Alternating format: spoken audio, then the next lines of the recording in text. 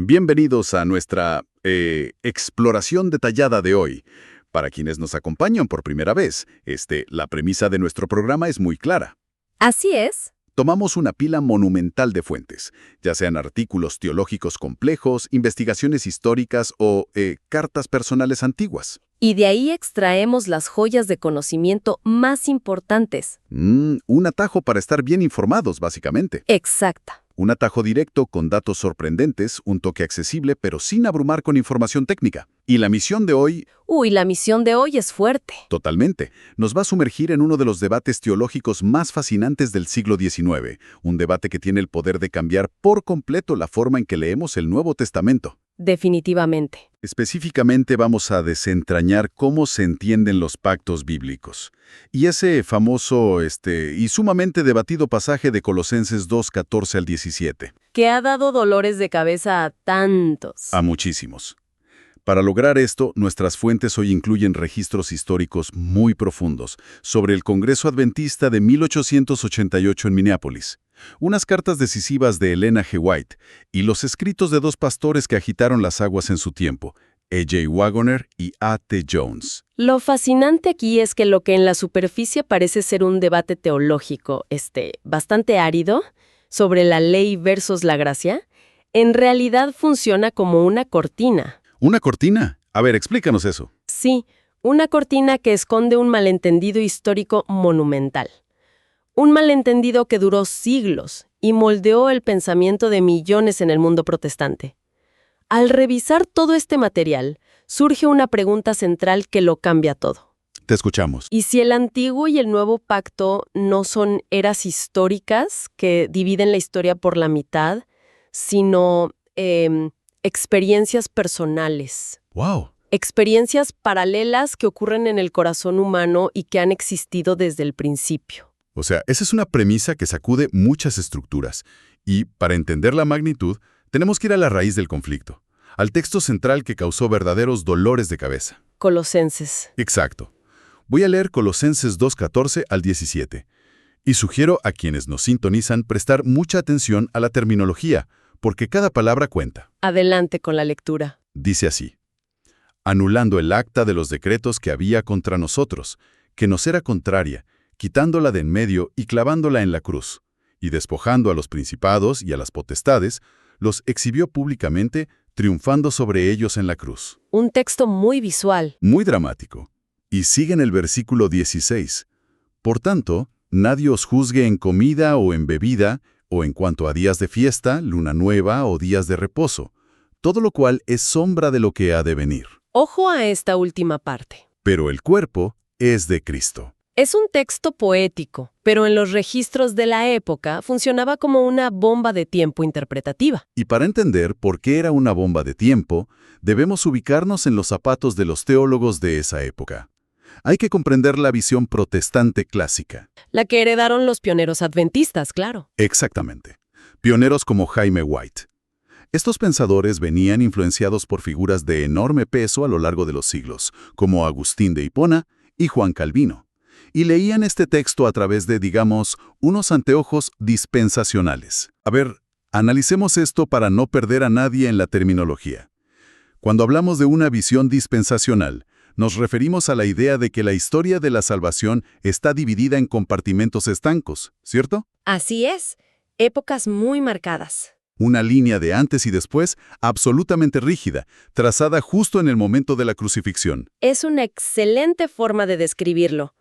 Bajo esta óptica, el Antiguo Testamento o la era del Antiguo Pacto, antes de la cruz, se veía como un tiempo de oscuridad, un tiempo de esclavitud bajo la ley de Moisés. Todo era reglas y castigos, según esa visión. Tal cual. Y en contraste radical, el Nuevo Pacto, después de la cruz, era la gloriosa era de la libertad y la gracia. Por eso, cuando leían en Colosenses sobre el acta de los decretos que fue clavada en la cruz, la interpretaban exclusivamente como la ley ceremonial. O sea, los sacrificios de animales, las fiestas judías, las sombras. Exacto.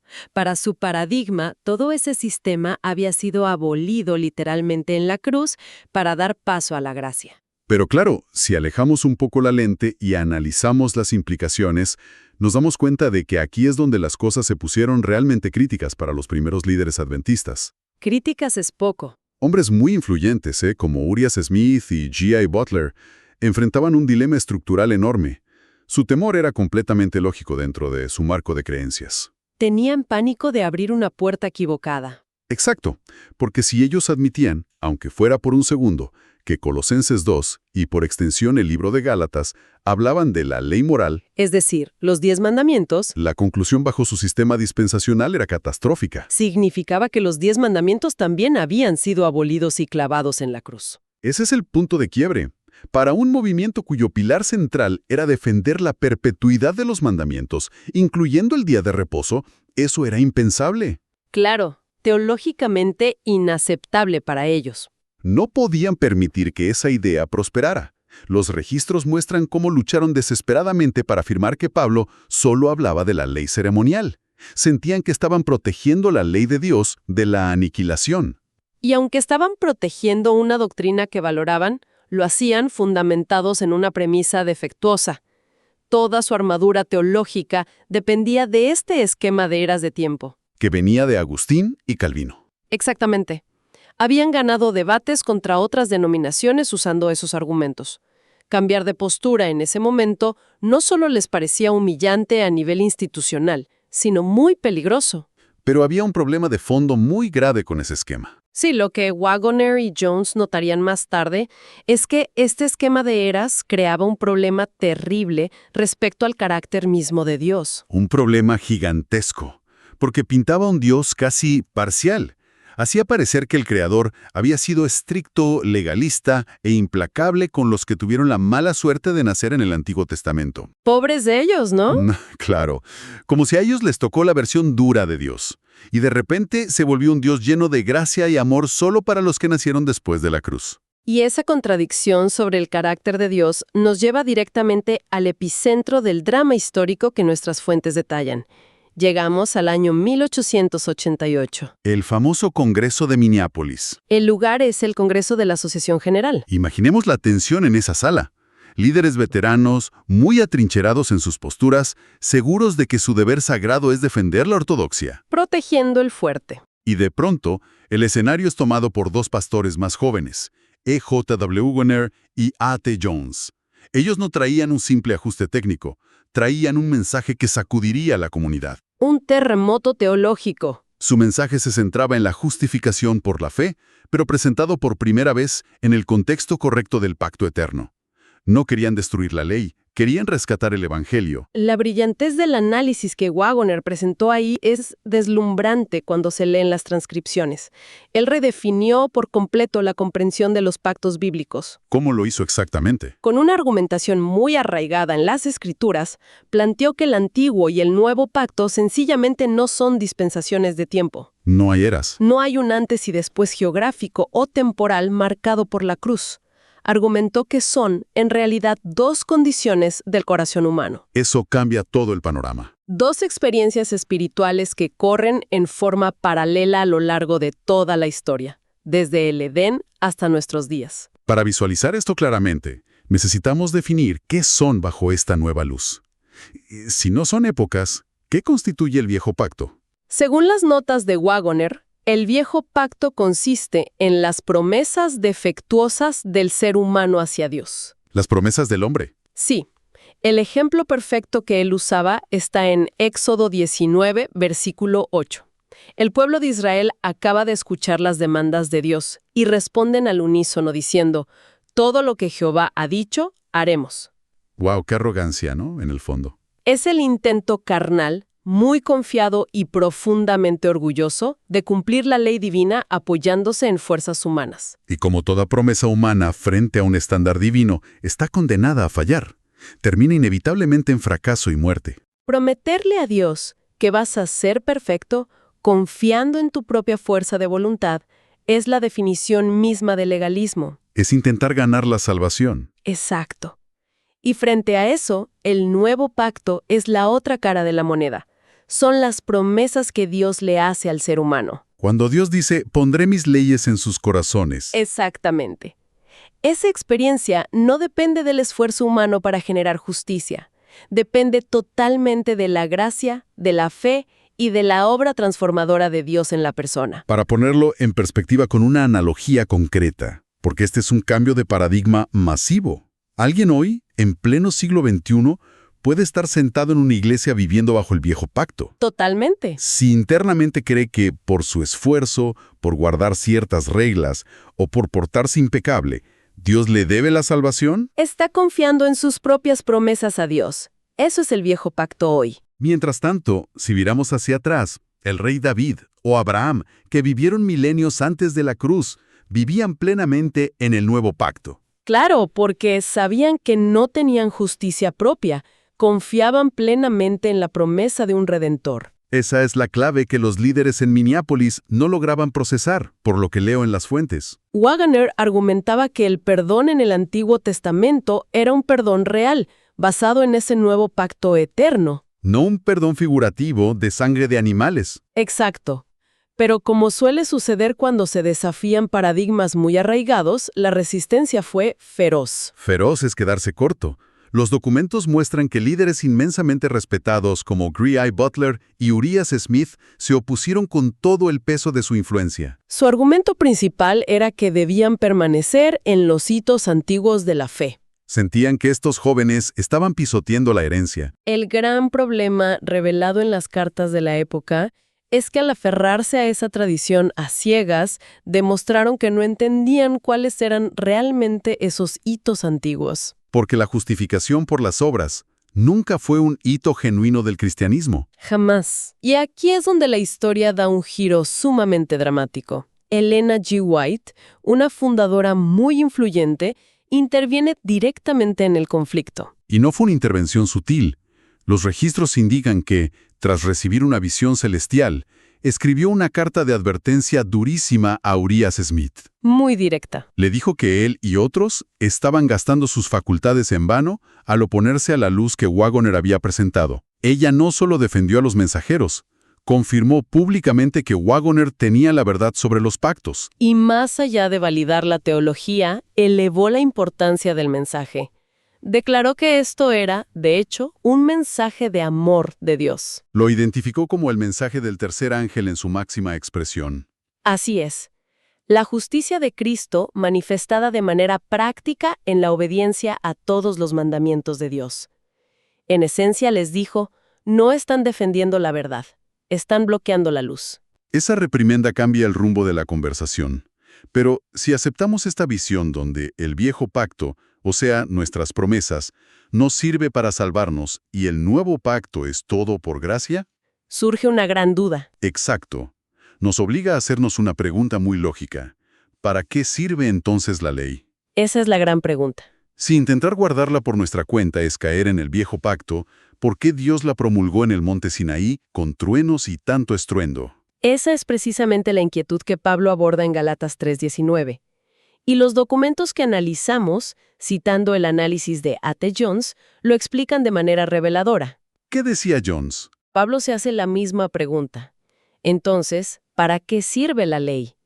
Y su respuesta es, fue añadida a causa de las transgresiones, hasta que viniese la simiente. En ese congreso de 1888, el debate se centró en esa palabra, añadida. Porque la vieja guardia pensaba que añadida significaba que la ley no existía antes y que se inventó en el Sinaí solo para los judíos. Claro, un argumento dispensacional puro. Correcto.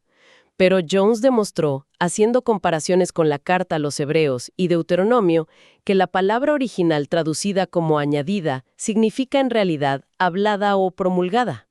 O sea, ya existía. Los 10 mandamientos ya existían desde la creación, pero fueron pronunciados formalmente y escritos en piedra en el Sinaí con un propósito claro, para que el pecado abundara en la conciencia humana. Aquí es donde se pone realmente interesante. Esto requiere que desempacaremos una analogía que Jones exploró a fondo, la idea de la ley como un ayo. El famoso ayo. Para quienes no estén familiarizados, en la antigüedad un ayo no era un maestro de jardín de niños, era un supervisor esclavo, un tutor disciplinario muy estricto que llevaba a los niños a la escuela. a veces incluso a golpes. Exacto. La ley, cuando opera en la experiencia del viejo pacto, es ese tutor severo. Su propósito no es hacernos sentir bien ni salvarnos. Su propósito es aplastar nuestro orgullo carnal. Es un ministerio de muerte, pero glorioso en su función. Pablo lo resume en Romanos 5:20.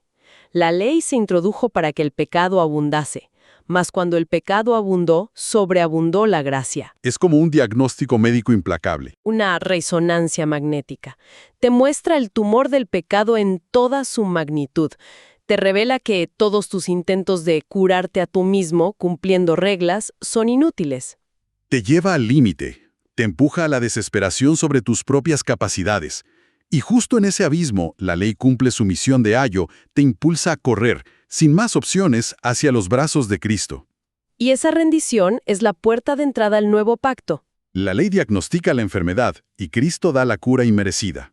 Y sabiendo que ambos trabajan en conjunto, que la ley moral nunca fue el enemigo, entonces el desafío teológico era regresar al pasaje inicial de Colosenses. El enigma de Colosenses 2. Exacto, el acta de los decretos, las comidas, los días de reposo.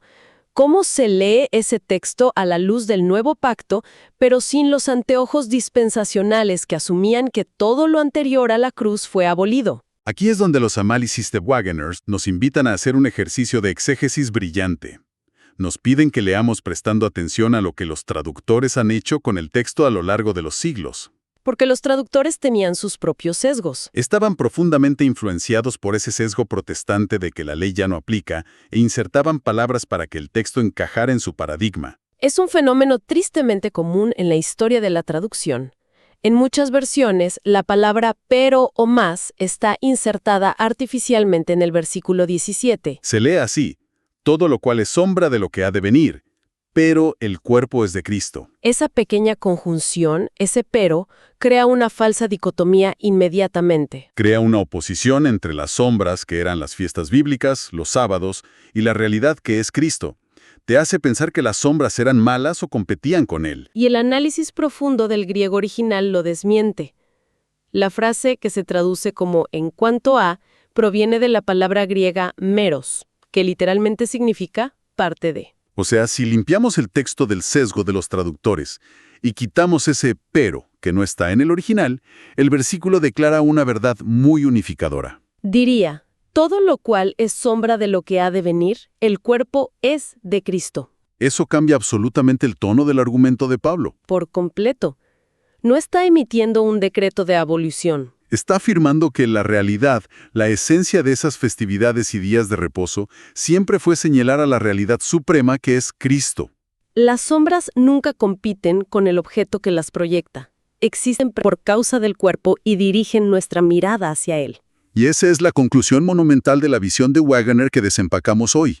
Bajo esta luz, la ley y el evangelio no son enemigos en una lucha muerta. No es esclavitud de la ley versus libertad del evangelio. Más bien, a medida que una persona abraza la fe de Jesús y entra en el nuevo pacto, los mandamientos de Dios no se anulan, son magnificados. Porque el evangelio no nos libera de la obligación moral de la ley, nos libera de la condenación fatal de la ley. Y nos da el poder y la gracia para guardar esos mandamientos por amor, no por miedo a un castigo. El diagnóstico y la cura trabajando en perfecta armonía. Si conectamos esto con el panorama general y sus implicaciones prácticas hoy, el resultado es verdaderamente transformador. Nos cambia la vida diaria. Comprender la diferencia entre intentar salvarse a uno mismo con promesas vacías, que es el viejo pacto, versus rendirse a las promesas del Creador en el nuevo pacto, libera a las personas de la carga del legalismo. Permite ver la ley de Dios con nuevos ojos. No como un yugo opresor,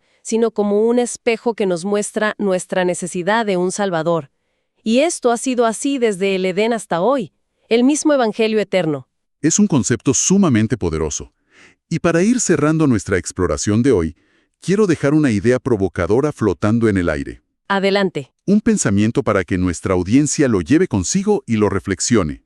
Si durante siglos, por malentendidos y palabras añadidas por traductores sesgados, se ha asumido que el Antiguo Testamento era solo una era de oscuridad legalista que ya se descartó. Una idea muy generalizada, por cierto. Exacto. Si asumimos eso, entonces, ¿cuántas otras promesas, consuelos y revelaciones sobre el carácter amoroso de Dios siguen escondidas a simple vista en esos textos antiguos? Es una excelente pregunta. Textos que tal vez están ahí, en Génesis, en Éxodo, en los profetas, esperando ser leídos sin esos viejos anteojos del viejo pacto. Definitivamente invita a quitarles el polvo a esos libros antiguos con una perspectiva totalmente renovada. Totalmente. Ha sido una exploración histórica y teológica verdaderamente enriquecedora. Agradecemos a todos quienes nos han acompañado en esta inmersión de hoy. Nos encontraremos en la próxima para seguir desentrañando más joyas del conocimiento. Hasta la próxima. Hasta pronto.